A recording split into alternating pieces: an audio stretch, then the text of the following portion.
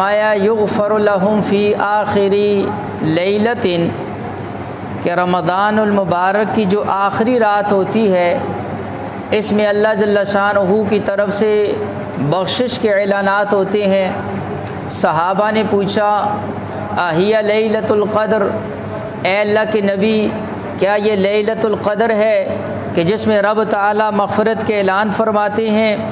अल्लाह के नबी अलैहिस्सलातु वस्सलाम ने फरमाया ला, नहीं लैलतुल क़द्र नहीं है, लेकिन अल आमिला इन्नमा युवफ़्फ़ा अजरहु इज़ा क़दा अमलहु।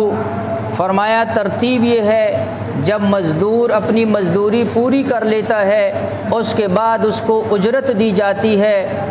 ईमान वाले ने रमज़ान के अंदर अपनी मज़दूरी पूरी कर ली, अब रब ताला की तरफ से उजरत और इनाम का वक़्त है।